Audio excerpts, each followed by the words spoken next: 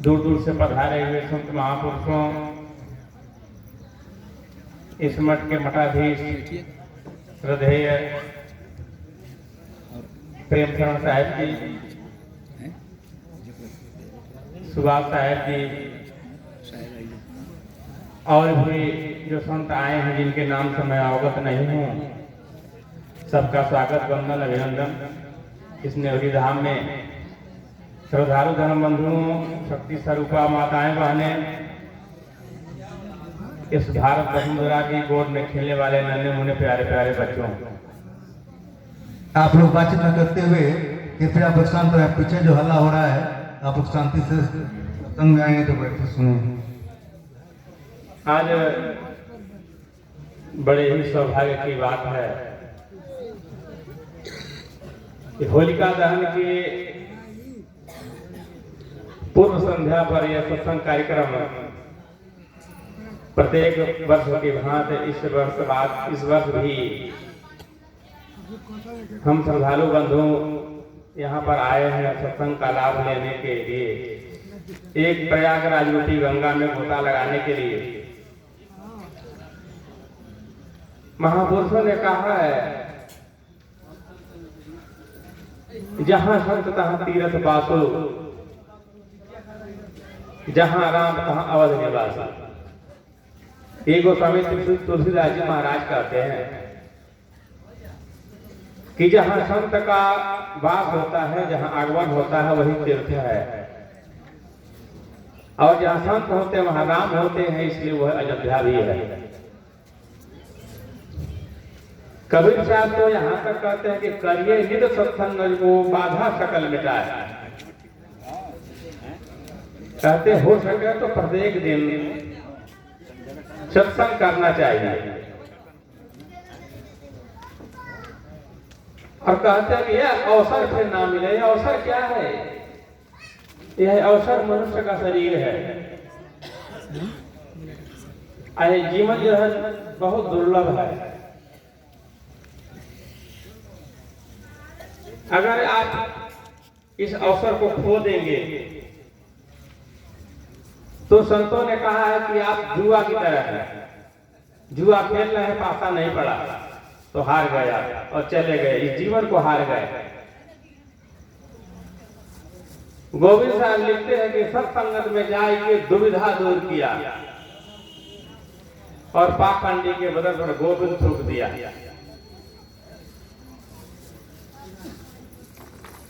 ये दुविधा जो दूर होती है जन्म मरण का, संसार में जो तीन ताप हैं, ये तीनों ताप का नाश जो है सत्संग के माध्यम से ही होता है।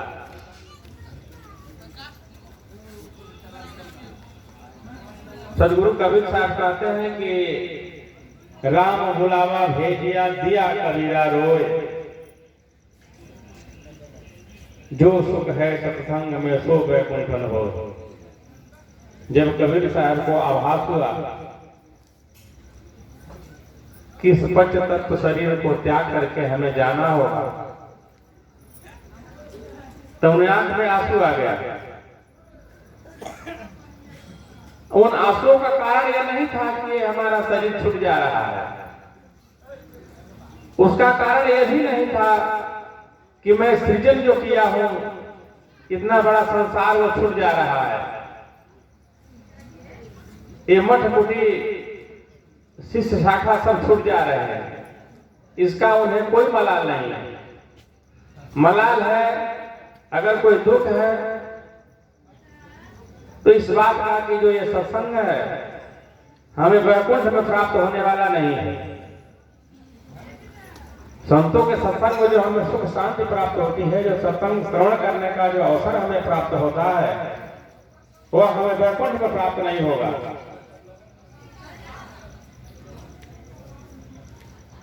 ऐसे ही जब भगवान राम को पंच भौतिक शरीर का त्याग करके जब अपने गोलोक धाम वैकुंठ में जाना हुआ, तो हनुमान जी इनके बड़े परम भक्त थे, संसार में विदित है। भगवान राम ने कहा कि आप हमारे अनन्य भक्त हैं हनुमान जी महाराज, और मैं चाहता हूं कि आप हमारे साथ परम धाम को पधारें।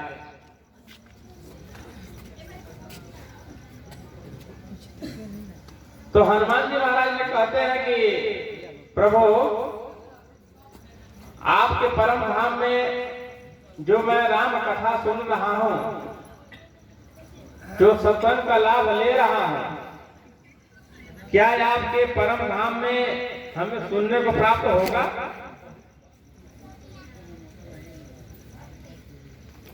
तो भगवान राम कहते हैं कि मैं वहां सत्संग नहीं होगा, लेकिन मैं तो हूंगा वहां पर। तो हनुमान जी महाराज कहते हैं कि हे प्रभु, आप तो कहां नहीं है, आप तो सर्वव्यापी हैं, कण कण में हैं, और श्रद्धालु भक्त आपको जहां खोजेंगे आप वहीं पर मिलेंगे, लेकिन सत्संग आपके वैकुंठ में नहीं प्राप्त होगा। इसलिए हे प्रभु, आप अपने परम धाम को जाइए, हमको यहीं पर सत्संग का लाभ लेने दीजिए। इसलिए हनुमान जी महाराज परम धाम को नहीं गए और कहे कि मैं जहां राम कथा होगा, जहां सत्संग होगा, मैं वहां प्रत्यक्ष रूप में उपस्थित होकर के आपके सत्संग का लाभ सुनूंगा, कथा सुनूंगा आपके नाम का, लेकिन आपके परम धाम में नहीं जाऊंगा। इसीलिए गोस्वामी महाराज को कहना पड़ा कि संत समागम हरिकथा तुलसी दुर्लभ दोय। कहते हैं कि संसार में अगर कोई दुर्लभ है तो दो ही चीज है, संत समागम और हरिकथा। जहां संतों के द्वारा हरि का चर्चा हो रहा हो, वेद शास्त्र पुराण का चर्चा हो रहा हो, जहां संतों के मुखारविंद से मधुर वाणी निकल रही हो, ये दुर्लभ है। संत समागम हरिकथा तुलसी दुर्लभ दोय। फिर कहते हैं कि शुद्ध द्वारा और लक्ष्मी पापी के भी होय। कहते हैं कि ये धन दौलत शुद्ध द्वारा, परिवार, बाल बच्चे, स्त्री, धन, संपत्ति, ये तो संसार में पापी के घर ही उपलब्ध है।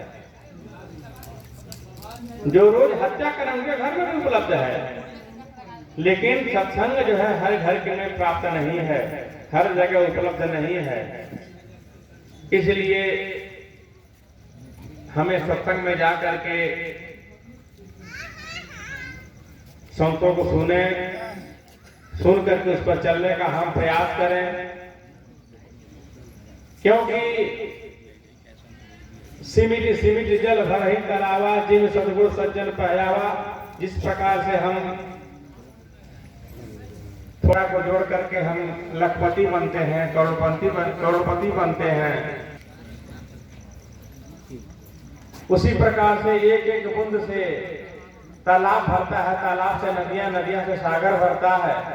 उसी प्रकार से संतों के सानिध्य में जा करके हम छोटे छोटे गुण को ग्रहण करें और अपने अंतःकरण में मानसिक, आध्यात्मिक, शारीरिक जो भी अवगुण है उसको धीरे धीरे त्यागते हुए हम बहुत बड़े गुणवान बन सकते हैं। जिस प्रकार से कि एक एक बूंद से जो है तालाब भरता है, नदियां भरती हैं और समुद्र भरता है, तो हम एक एक गुण को ग्रहण करते करते हम गुणवान बनेंगे।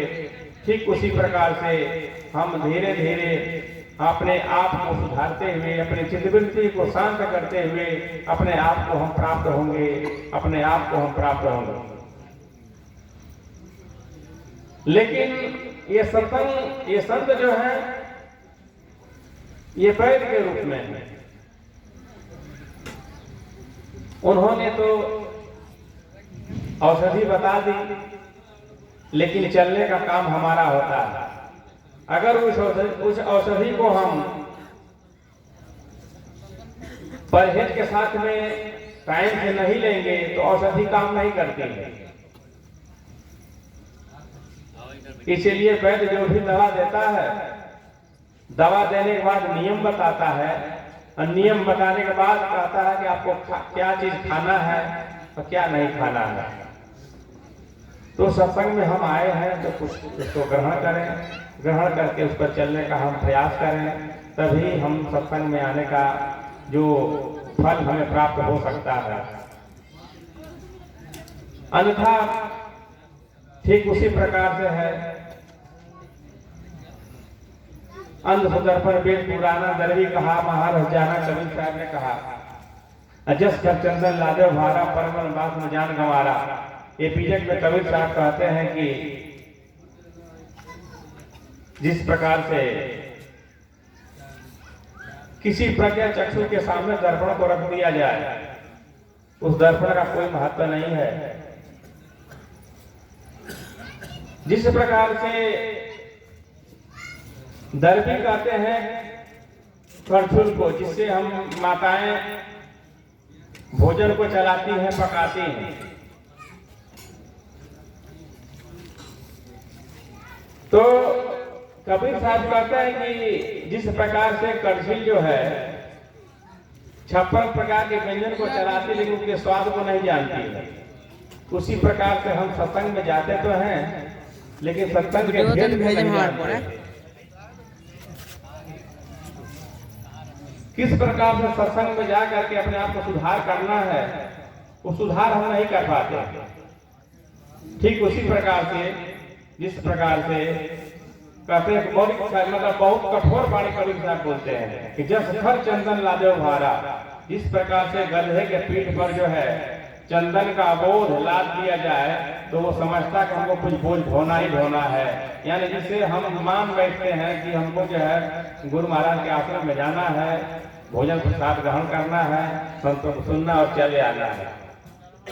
इसमें सुधार करने की कोई आवश्यकता नहीं है, अपने जीवन में धारण करने की कोई आवश्यकता नहीं है। उसी प्रकार कभी सब इतने कठोर वाणी बोलते हैं कि जस घर चंदन लादे भारा, जिस प्रकार से गधे के पीठ पर जो है कबीर साहब दूसरे शब्द में कहते हैं कि जय मारक गए पंडिता सोई गए बहीर, अब ऊंचे घाटे राम कीर्ते चल रहा कबीर। कहते हैं कि जिस मार्ग से जो है पंडित जी वेद शास्त्र का उच्चारण करते हुए जा रहे हैं, वेद मंत्र का उच्चारण करते हुए रोड से जा रहे हैं, वो उस मार्ग से बगल से जो है कोई बहरा कान का जा रहा हो तो उसके वेद मंत्र को सुन नहीं पाता है, समझ नहीं पाता है। उसी प्रकार से सत्संग में जाने के बाद अगर हम उस पर चलने का प्रयास नहीं करते हैं, उसमें सुधार करने का प्रयास नहीं करते हैं, अपने परिवार में संस्कार देने का प्रयास नहीं करते हैं, क्योंकि हम लोगों का हम सभी का एक आदत होती है कि हम खास करके हम दूसरे का सुधारने की बात करते हैं, जहां जाते हैं तहां दूसरे को सुधारने की बात करते हैं। ये किसी बार हम अंगुली उठाते हैं तो एक अंगुली उठाते हैं लेकिन 3 अंगुलियां अपने आप अपने तरफ घूमी होती हैं। इनका मकसद यह है कि आप दूसरे को कहने से पहले जो है 3 बार कम से कम अपने आप पे ध्यान दीजिए, 3 बार अपने आप को सोचिए। अगर किसी को कोई वाणी बोलते हैं तो उस पर विचार करें कि जो बोल रहे हैं ये वाणी कहाँ जा रही है, किसको कितना घाव करेगा। इसीलिए कबीर साहब ने कहा कि बोली तो अनमोल है जो कोई बोले जाना। ऐसे संत सभा से लगी हुई थी तो कबीर साहब ने इसे तबाक से कह बैठे कि बोली तो बहुत अनमोल चीज है, लेकिन अगर इसको बोलना जाने तब तो लोगों ने कहा कि कैसा बोला जाए, तो उन्होंने कहा कि उसका उत्तर दिया कि ये तराजू तौल के, हृदय रूपी तराजू में तौल करके, विवेक रूपी तराजू में तौल करके उसको बोलना है कि ये वाणी मैं बोल रहा हूं, ये वाणी ऐसी वाणी है कि तलवार से भी तेज होती है, ये तलवार से भी तेज होती है, तलवार का घाव भर जाता है, लेकिन कुछ ऐसी वाणी होती है आदमी बोल देता है तो उसका घाव पूरा जीवन पर्यंत नहीं भरता। इसीलिए कबीर साहब ने कहा कि बोलने के लिए सीखना चाहिए। अगर हम सत्संग में जाते हैं तो हमें ये जानना है कि वाणी किस प्रकार से बोलना चाहिए। वाणी ऐसी बोलती है मन का आपा को बोलते हैं कबीर साहब। ये ऐसा हो जाए कि एकदम आपा मतलब अपनापन, घमंड को रहित होकर के बोलना चाहिए। और उनको शीतल करे, आप वो शीतल हो, ये अपने भी शीतल, दूसरे को शीतल करेंगे तो आप भी शीतल होंगे, लेकिन वाणी ऐसी होनी, शीतलता भरी होनी चाहिए। इसीलिए प्रिय सज्जनों, हम सत्संग में आए हैं तो हमें बोलना कैसे चाहिए, हमें चलना कैसे चाहिए, ये इसको कहते हैं, कबीर साहब कहते हैं सहज ध्यान। सहज ध्यान का मतलब ये होता है कि हम चलते फिरते हम 24 घंटा हमें तटस्थ रहना, सजग रहना। ध्यान का मतलब तटस्थ रहना, सजग रहना, कि हम देख रहे हैं कोई गलत वाणी हमारी बोल नहीं रही है, हमारा पैर के गलत दिशा में तो नहीं जा रहा है, हमारा हाथ जो किसी जेब को नहीं जा रहा है, हमारा हाथ किसी गर्दन पर तो नहीं जा रहा है, हमारी आंख किसी गलत दृष्टि को नहीं देख रही है। ये हमें पग पग पर ध्यान देना होता है। इसको कबीर साहब कहते हैं कि उठत बैठत कबहू न विषय, हमेशा हमें तटस्थ रहना, सजग रहना चाहिए कि हमारे मन से, बुद्धि से, वाणी से जो है कहीं गलत चीज न होने पाए। जहां तक हो सके हमें संभाल करके बोलना है, संभाल करके चलना है। इसलिए कबीर साहब ने कहा कि फहम आगे, फहम पीछे, फहम दाहिने मेर, फहम पर जो फहम कर सो फहम है मेरी। इतना तटस्थ रहने के लिए कहते हैं कि मैंने आप जो है फहम आगे, एक कदम आगे भी सोच देखिए, विचार करिए, और एक कदम पीछे भी, दाएं भी बाएं भी। वो गाना है ना, ये भाई जरा देख के चलो। तो ऐसे कबीर साहब एकदम तटस्थ बोलते हैं कि भाई फहम आगे, फहम बाजे, फहम दाहिने कहे, फहम पर जो तटस्थ पर भी जो तटस्थ रहे, कहते हैं वो हमारे लिए सराहनीय है, वो हमारे लिए पूजनीय है। इसलिए कबीर साहब को फोटो में देखे होंगे आप लोग कि कबीर साहब के फोटो में ऐसे हाथ अंगुली लिखा हुआ है। इसका मतलब ये होता है कि पर खावे परखे सदा सत्संगत के बीच। कहते हैं कि परखाने पर, बताने पर, समझने का आदमी प्रयास करे।